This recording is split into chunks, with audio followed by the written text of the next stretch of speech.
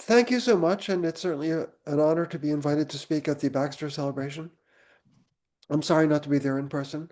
I am glad to have gotten the time difference correct so that we're all meeting at the right time. So, I'm going to be explaining today what I think is a surprising perspective, originally due to Kevin Costello, on the classical Yang-Baxter equation. It's not new at this point, but it's possibly still relatively unfamiliar. Here are some references. Costello's first paper is this one, and an important, relatively recent paper on the Baxter Q operator is this one. The paper in which Costello Yamanazaki and I extended the story is here, and this is an informal explanation somewhat similar to the talk that I'm going to give. Since time is very limited, I'm going to be schematic in explaining what the Yang-Baxter equation is and why it's important, assuming that most of you are already familiar with it, and quite a few of you know much more about it than I do. The basic picture is this one, where there are different interpretations of what the picture means. In Baxter's interpretation, I, J, K, and L label the possible states of a classical spin, and Ri, J, K, L is the exponential of a term in the Hamiltonian involving interaction among those spins. This is in a model of classical statistical mechanics in 2 dimensions. The spins live on lines, as shown, and each line has a spectral parameter, and where two lines cross, the factor Rijkl depends on the difference theta minus theta prime. There's an alternative quantum many-body interpretation where I, J, K, and L are particle types. Theta is the momentum, or relativistically the rapidity of a particle, and Rijkl of theta minus theta prime is an S-matrix element. The Yang-Baxter equation is a cubic equation for R, very schematically, what I've written, and in formulas it can be written this way, but the easiest way to understand exactly what this means is the picture. And I will assume you've all seen this picture before, so I won't explain in detail what it means. But the idea is that you sum over the intermediate spins or particle types. So you specify the rapidity, the spectral parameters, theta 1, theta 2, theta 3 of the three lines. You specify the labels IJK, OML of the external lines, and you sum over all the internal labels. And this sum is supposed to equal that one. So that's the Yang-Baxter equation. And it's the key to integrability of all kinds of systems. So one thing we can do with it is that given a solution of Yang-Baxter, one can construct an integrable spin system described by this picture. There are horizontal and vertical lines, each of which is labeled, well, the intersected vertices. The line segments between vertices are labeled by these labels, I, J, K, and so on. The horizontal and vertical lines also have a theta. And to calculate the partition function, we with all the thetas being fixed, we sum over all the spin states I, J, K, and we multiply together all the R matrix elements at all the vertices. And that sum is the partition function of what turns out to be an integrable spin system, where integrability depends on the Yang-Baxter equation.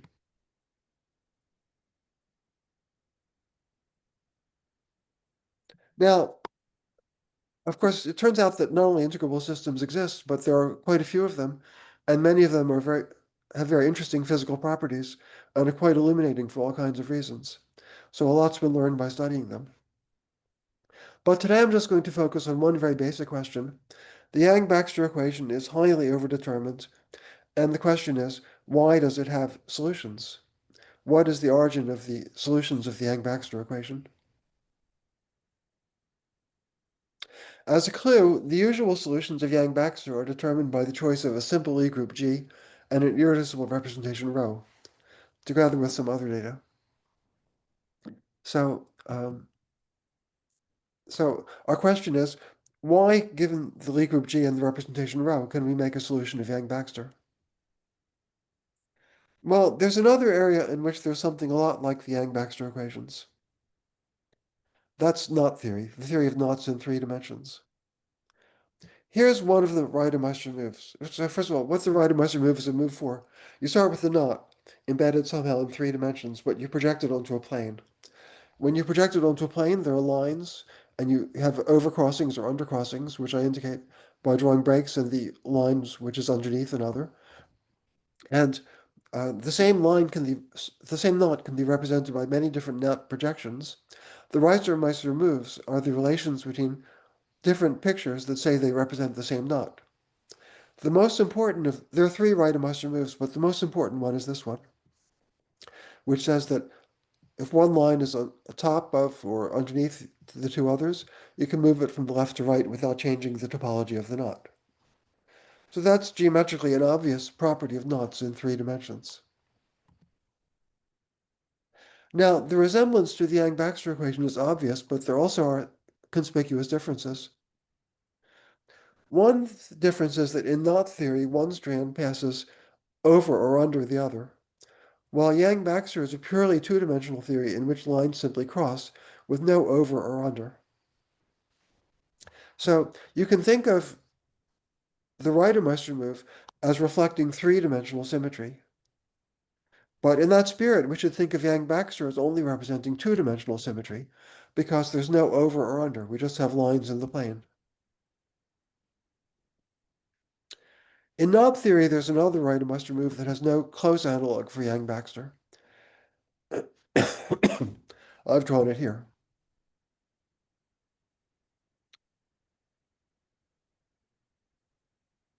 So these 2 points refer to structure that's present in knot theory and not in Yang-Baxter theory. Fundamentally, knot theory has three-dimensional symmetry, and Yang-Baxter theory has two-dimensional symmetry. But there's also an important difference in the opposite direction. In Yang-Baxter theory, the spectral parameter is crucial. I didn't explain how to prove that this lattice spin system was integrable, but it depends on using the Yang-Baxter equation to show that transfer matrices labeled by the different thetas commute. So in knot theory, in integrable systems, it's completely crucial to have a spectral parameter, but there's no spectral parameter in knot theory. Despite these differences, there's an obvious analogy between the Yang-Baxter equation and the first Reidemeister move. So let's pursue this a little bit. The usual solutions of Yang-Baxter depend, as I've said, on the choice of a simple Lie group G and an irreducible representation ρ. There are knot invariants that depend on the same data. This is the subject of quantum knot invariants, which started with the Jones polynomial discovered a little bit more than 40 years ago. But for a quantum field theorist to define these knot invariants, at least formally, consider a three-dimensional gauge theory with gauge group G. In mathematical language, let M be a three-manifold, E over M a G bundle, and A a connection on G. Then one has the Chern-Simons function, which, well, I've defined it assuming that the bundle E is trivial so that I can represent A as a Lie algebra valued one form. Otherwise, we need to be more sophisticated. But anyway, the important thing is that if I don't put the K here, the Chern-Simons function is gauge invariant modulo 2 pi times integers. That's its claim to fame. It's the only gauge invariant function of a connection in three dimensions, which is gauge invariant globally, but is not the integral of a gauge invariant local density. So it's gauge invariant in an interesting way because the integrand is not gauge invariant. Only the integral is gauge invariant. And it's actually only gauge invariant mod 2 pi. And K is a parameter that we're going to use the Chern-Simons function as an action of a quantum field theory. But Dirac taught us that the action of quantum field theory has to be well-defined modulo 2 pi times an integer. So for Chern-Simons of A to have that property, the parameter K has to be an integer to make the Feynman path integral well-defined. Now, a quantum field theory with this action is going to be a topological quantum field theory because there's no metric tensor in sight. Now, for our purposes today, we're interested in knots and eventually in integrable systems. So for that purpose, we just take the three-manifold M to be R3, but we're interested in a knot in R3. So let K and R3 be an embedded knot, like this one, the trefoil. We pick an irreducible representation ρ of G, and we define what physicists denote this way, but mathematicians would call it the trace in the representation rho of the holonomy of the connection A around the loop K. So it's just the trace of the holonomy, but as an ingredient in a quantum theory, it's it's known as the Wilson loop operator. So classically, it's just the holonomy, but quantum mechanically, we call it the Wilson loop operator. Now, physically, in usual applications in gauge theory, the Wilson loop operator is part of the amplitude for a charged particle in the representation rho, coupling to the gauge field A to propagate around the path K in spacetime. It's part of the amplitude because usually there's other stuff going on. For example, that we should take into account the kinetic energy of the particle, among other things. But physically, this would be part of the amplitude that describes the propagation of a particle. Now, in a gauge theory where the action is purely the Chern-Simons function,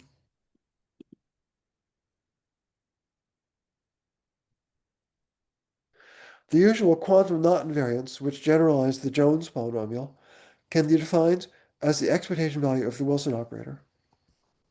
So we take the holonomy around a knot in a given representation, we take its trace, and then we take its average in the Feynman path integral, and formally that gives us an invariant of a knot. And it turns out this actually works. And for G equals SU2 and rho, the two-dimensional representation, the invariant we get this way is the Jones polynomial, which was the prototype of the quantum invariance of knots. For SU2 with other representations, we get what's called the colored Jones polynomial, and for other groups, we get other quantum invariants of knots. Now, these are interesting invariants of knots, but from these quantum invariants, we cannot really extract the usual solutions of the Yang-Baxter equation because we're missing the spectral parameter.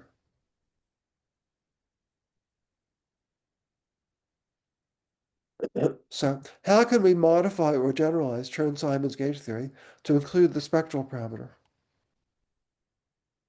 A naive idea is to replace the finite-dimensional gauge group G with its loop group, which I'll call LG.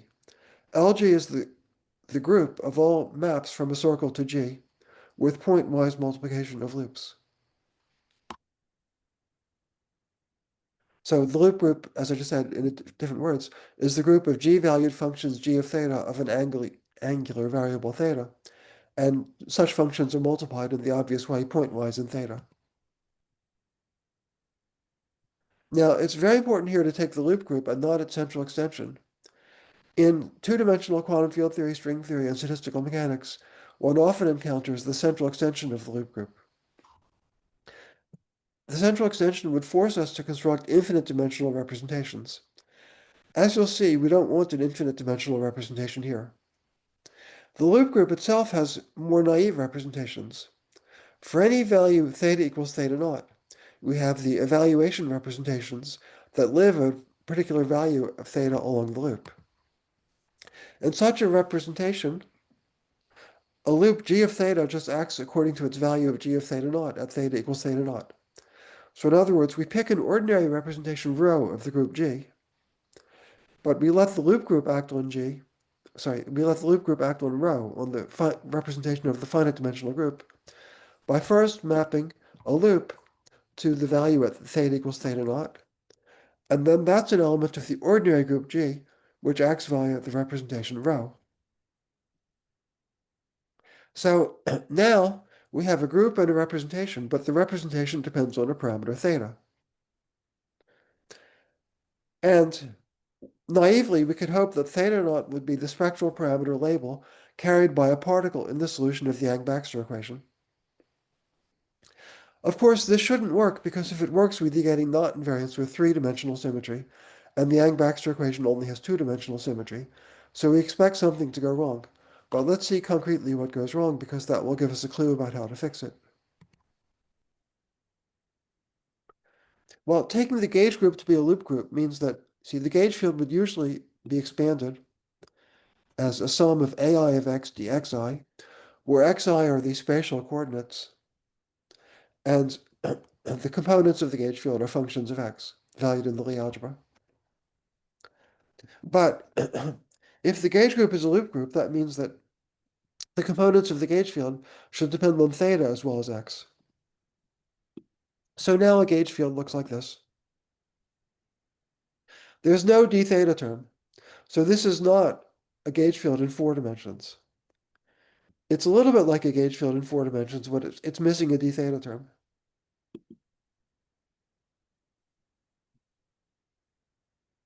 The Chern-Simons action has a generalization in this situation. We do the same, see, we take the same Chern-Simons 3 form, we multiply it by d theta. At this step, we're picking a volume element on the circle. So this is a parameterized, well, it's a circle with a distinguished measure, if you like, d theta. It's not just an abstract circle.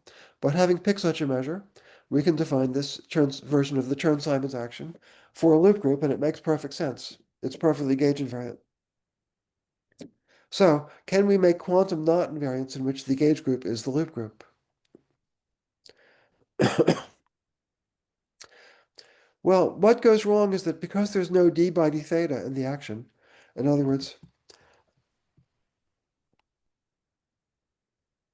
this action has derivatives of a with respect to x, but not with respect to theta. So the quadratic part of the action, the kinetic energy, is not elliptic, and the perturbation expansion is not well behaved. So the propagator, I see I missed the right brace here, but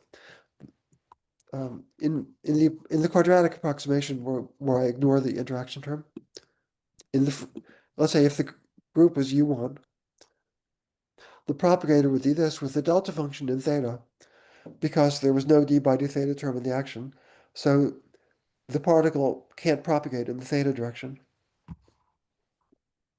Because of this delta function, loop amplitudes will be proportional to delta of 0. In other words, they're infinite. So, see, the interaction vertex comes from here and is integrated over theta. So when you try to draw a Feynman diagram, the vertex lives at any theta, but the propagator has a delta function. So in this diagram, for example, we'd have 2 factors of delta of theta minus theta prime. So we get delta of theta minus theta prime squared, which is delta of theta minus theta prime times delta of 0. So in other words, this theory isn't going to make sense.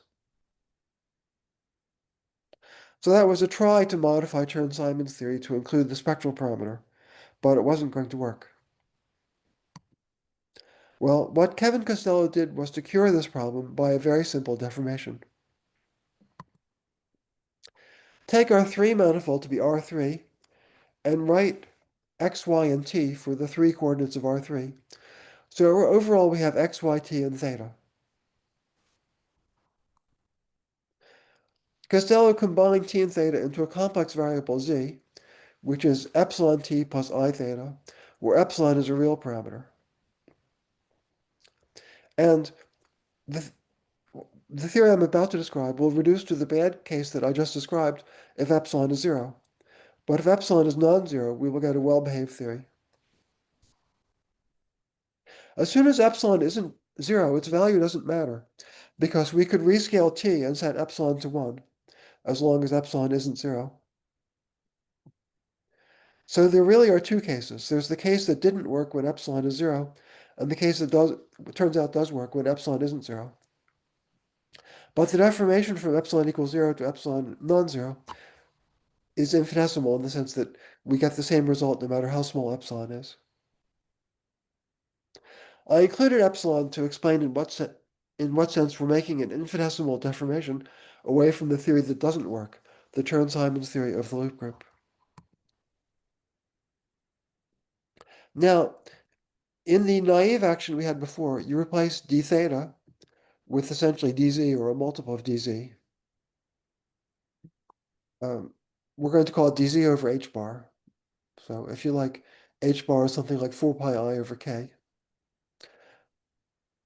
in the relation to Chern-Simons theory.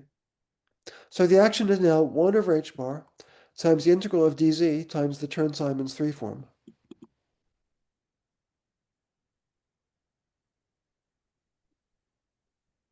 Now, what is A? Well, in the previous approach, A was a Lie algebra valued 1 form that didn't have a d theta term. Now it's a Lie algebra valued 1 form that doesn't have a dz term, because a term in A proportional to dz would not contribute to this action. because of the explicit dz here.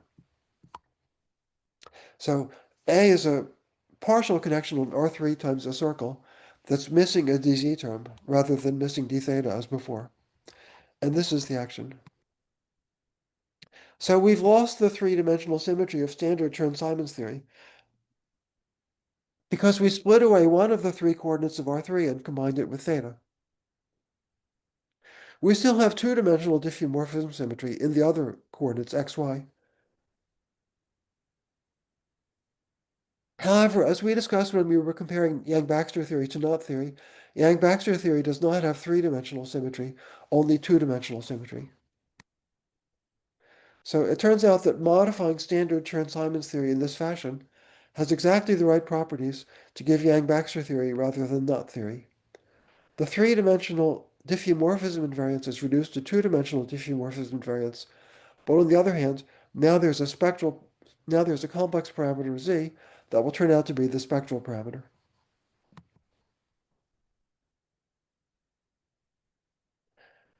In my presentation, the action has been on R2 times C star, where C star, which is R times a circle, it's parameterized by Z, which is epsilon t plus I theta, where theta was an angular variable. So Z was parameterizing C star in the way I motivated this. However, the theory works just as well if we replace C star by either C or an elliptic curve, which is the quotient of C by a lattice of rank 2. It turns out that the three cases correspond to rational trigonometric and elliptic solutions of the Yang-Baxter equation. Well, how does one arrive at those statements? Well, the first point is that the theory has a sensible propagator and a sensible perturbation expansion. The basic reason for a sensible propagator is that on R times S1 parameterized by t and theta, or equally well on R times R or on an elliptic curve. See, the operator d by dt that appeared in the naive action of the loop group is not elliptic, but the operator d by dz bar is elliptic. So in other words, at a nuts and bolts level, the theory was ill-behaved because the kinetic operator was not elliptic. But this deformation has deformed the bad problem into one that is elliptic. Elliptic operators are generic, so it shouldn't be a surprise that an infinitesimal perturbation can turn an ill-behaved operator into one that's elliptic and thus well-behaved. So the theory does have a well-defined propagator, and in a suitable gauge fixing, you can write the propagator explicitly this way. I'm not going to use the formula. I'm not going to make any explicit use of that formula. I just wrote it down to underscore that this theory can be gauge fixed and studied in the usual way, like any gauge theory. So as Costello proves, there's no difficulty in doing perturbation theory, and ultimately you can deduce strong enough properties to get non-perturbative results. Now we consider Wilson operators, that is, holonomy operators, where L is a loop in sigma times C. Sorry, sigma is the two-manifold parameterized by x and y. So I started with R3, but I split away one coordinate. I'm left with R2, but the R2 could be replaced by any two-manifold, so I called it sigma. But the important thing is that there's two-dimensional symmetry in the sigma direction. C instead is a complex manifold parameterized by Z. It's either the complex plane, C star, or an elliptic curve. Excuse me. So we want to study holonomy operators, but there's a restriction on what we can do. This is what I just said. Sigma is a topological two-manifold, where we have two-dimensional symmetry, and C is a complex Riemann surface parameterized by Z. But we can't consider an arbitrary loop, because we only have a partial gauge field or connection. The gauge field is missing the dz component, so we would not know how to do parallel transport in the z direction. Therefore, we can only do parallel transport at fixed z. So that means that the loop L has to lie at a fixed value of z.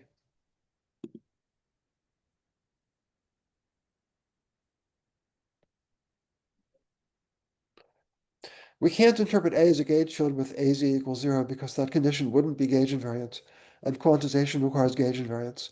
We have to interpret it as a theory with AZ undefined, so we cannot do parallel transport in the Z direction, and therefore every loop lives at fixed Z. Experts will know that there's a quantum correction to the statement, but I won't go into that today. But in the classical picture, the Wilson loop lives at fixed Z. So we have to take L to be a loop that lies in the two-dimensional topological space sigma at a particular value of Z in the complex Riemann surface C. That's actually what we want for Yang-Baxter theory. In Yang-Baxter theory, our lines lived in a two-dimensional space, not a three-dimensional or four-dimensional space, but they were labeled by a complex parameter Z. And in this interpretation, Z is the spectral parameter at which a given knot lives. So in Yang-Baxter theory, well, first of all, the spectral parameter indeed is in general a complex parameter, and the fact that it can be treated as a complex parameter is important. Holomorphy in the spectral parameter is very important in many aspects of the theory, both for integrable spin systems and for quantum many-body applications. Now let's consider some lines that meet in sigma in the familiar configuration associated to the Yang-Baxter equation. I want to explain why the Yang-Baxter equation is going to be satisfied. So there are two steps in the argument. First, two-dimensional diffeomorphism invariance means we're free to move the lines around as long as we don't change the topology of the configuration. So that says that this vertical line labeled by Z2 can be moved from left to right as long as it stays to the left of this crossing point. And here we can move it from left to right as long as it stays to the right of the crossing point. But that's not enough because these two pictures do have different topologies. And the argument I just gave would not enable us to move the middle line across the crossing point from the left picture to the right picture. We need one more fact. Assuming that Z1, Z2, and Z3 are all distinct, it's manifest there's no discontinuity when the middle line happens to pass through the crossing point. Everything is continuous there because singularities only arise when points coincide in 4 space. And as long as Z1, Z2, and Z3 are distinct, a collision in 2 space does not correspond to a collision in 4 space. So the Yang-Baxter equation follows from these two facts. Two-dimensional diffeomorphism invariance, plus the fact that you have to adjust 4 parameters, not just 2, to make a singularity.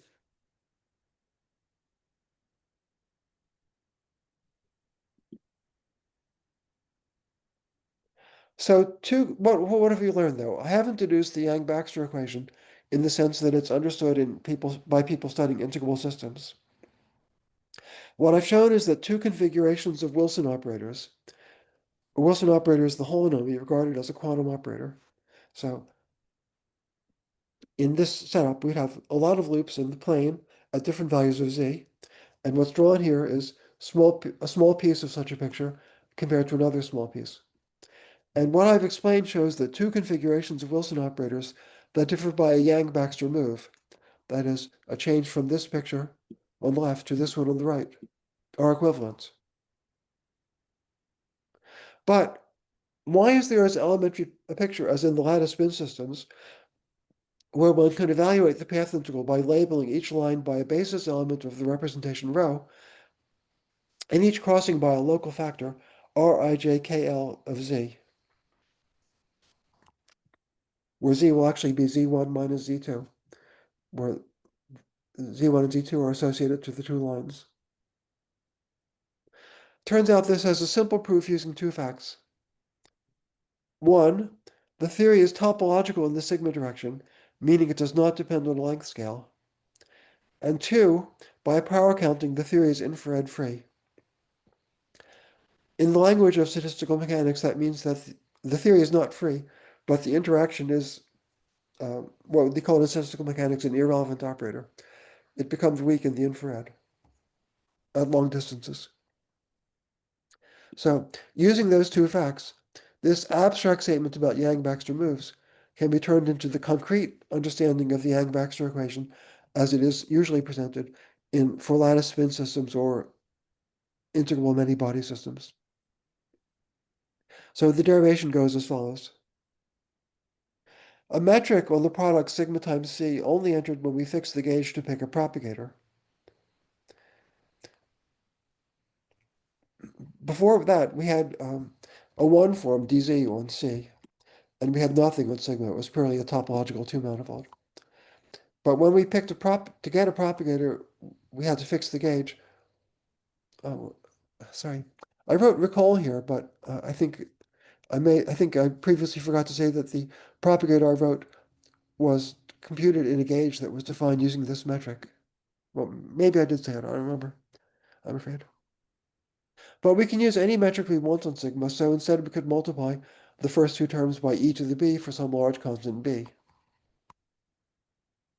So now we're going to look at this picture that's studied for integrable spin systems, for example, where I've drawn a mesh of lines that are either vertical or horizontal in the plane, and they're all labeled by spectral parameters. I labeled the horizontal ones by spectral parameters z1, z2, z3, z4. The vertical ones I took to all have the same spectral parameter z. That wasn't important. They could have been different. I did this just because it's a special case that's often considered in discussing integrable systems and why they are integrable. But because of what I said here, that the metric is arbitrary, when we draw this picture, you can consider the vertical lines and likewise the horizontal lines to be very far apart compared to the differences between the z's. Now, in that limit, effects that involve a gauge boson exchange between two non-intersecting lines are negligible. So here's a contribution that we don't care about. A gluon propagates a very long distance.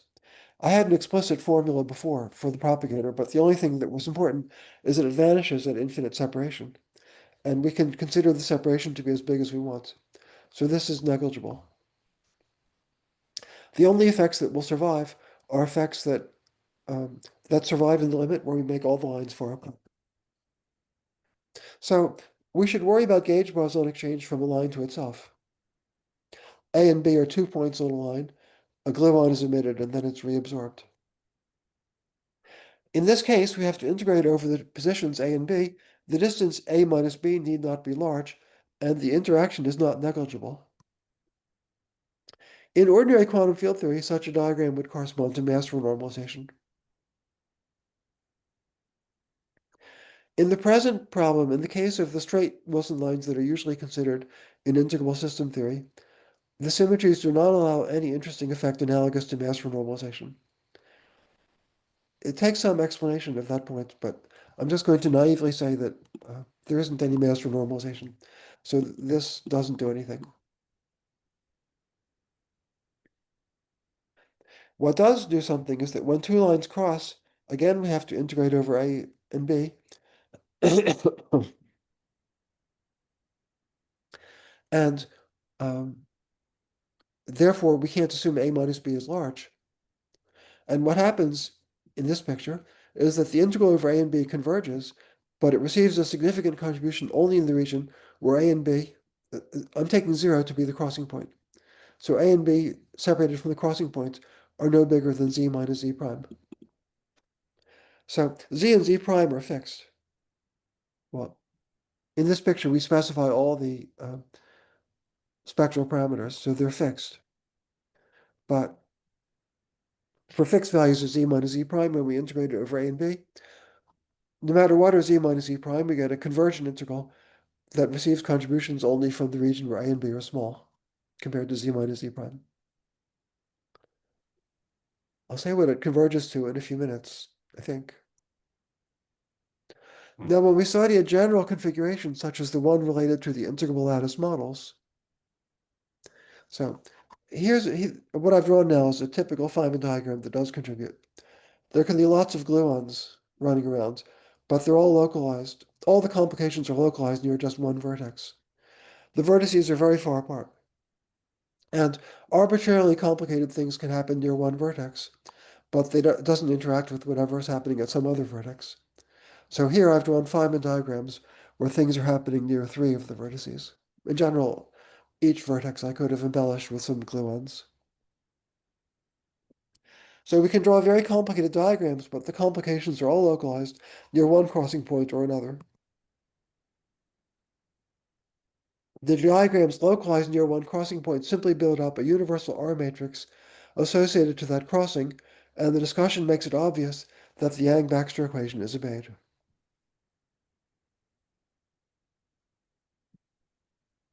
So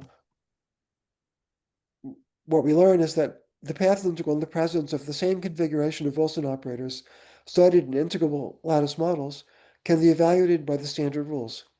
Label each vertical or horizontal line segment by a basis vector I, j, and k of the representation rho. Include the appropriate R matrix element to each crossing, and sum over all such labelings.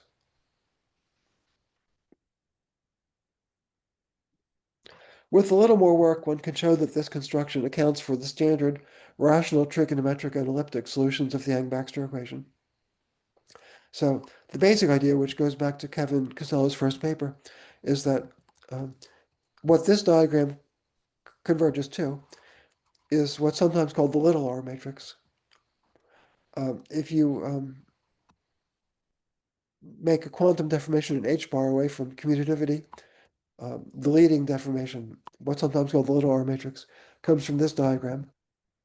And that plus the Yang-Baxter equation actually shows that you have to arrive at this standard rational trigonometric and elliptic solutions of Yang-Baxter. One can also give more explicit arguments, but there isn't time for that today. The story goes far beyond what I've been able to explain today.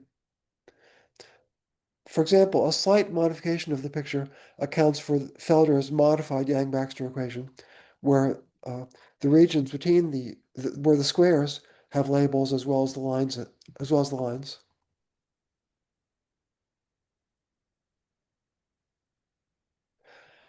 Costello and Davide Gaiato, in one of the papers I cited at the beginning, showed that Baxter's Q operator, which is a key tool in actually solving for the partition function, arises in the four-dimensional gauge theory as the 't Hooft operator, a basic ingredient in gauge theory. And Costello and Yamazaki use the same setup to account for many properties of integral models of many-body physics in 1+1 dimensions. And I'm sure there are other things I'm not mentioning, and I suspect much more can be done. Personally, what I find most satisfying about this is that it gives a unified picture of many different phenomena, and in some sense it explains why the highly overdetermined Yang-Baxter equation has non-trivial solutions, or equivalently, why the corresponding integrable systems exist. We learned that they were integrable and what their qualitative structure was, without having to do any explicit calculation, really. Thank you. That's what I have to say for today.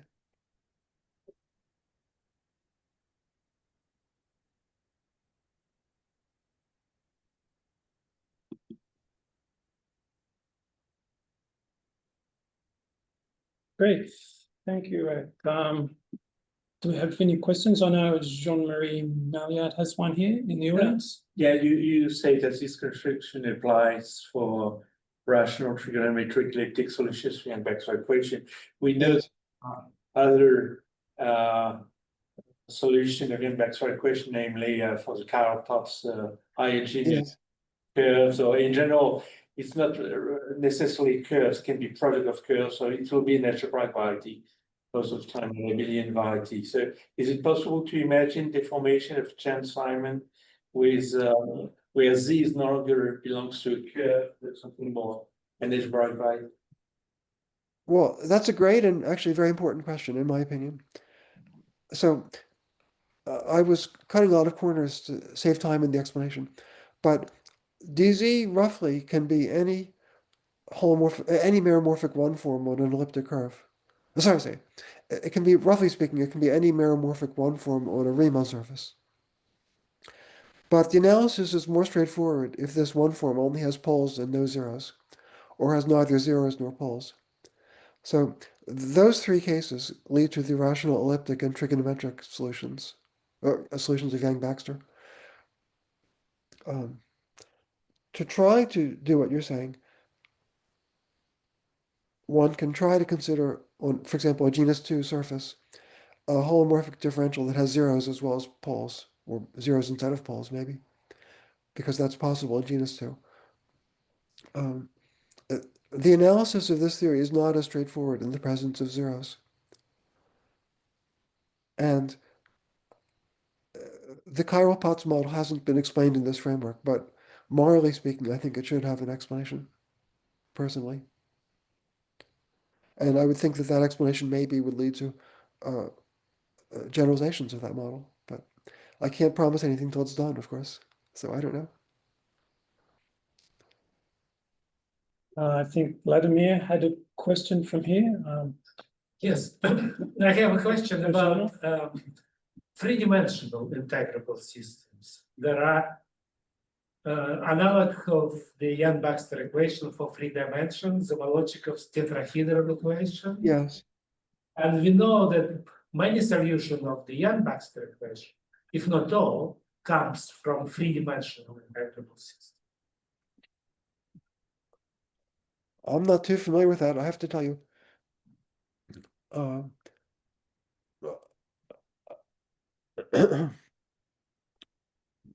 tempted to tell you that Costello has also written about a 5-dimensional deformation of Chern-Simons theory. So I can't answer you. I don't know anything about those systems, but I wouldn't assume they can't be put in the same framework. Interesting. Andreas has a question as well. Do I understand correctly that the R matrices you construct depend on 2 Z parameters, and most likely here's a difference? And second, what happens at 0 difference? Do you get the identity operator or permutation operator?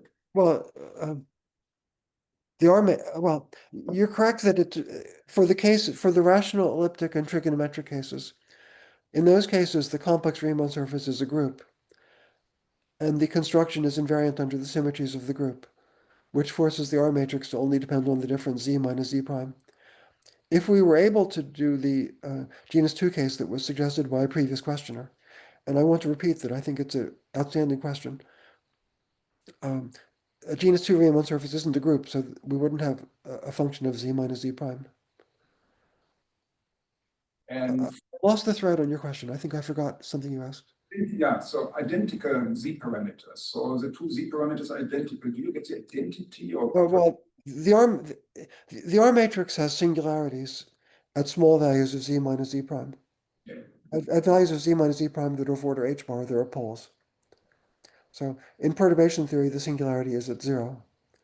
But in the exact R matrix, there are poles at small values of Z minus Z prime.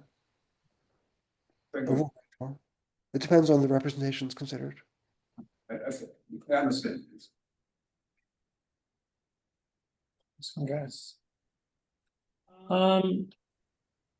No further questions. I don't think we have any online. So thanks a lot, Ed, for your talk.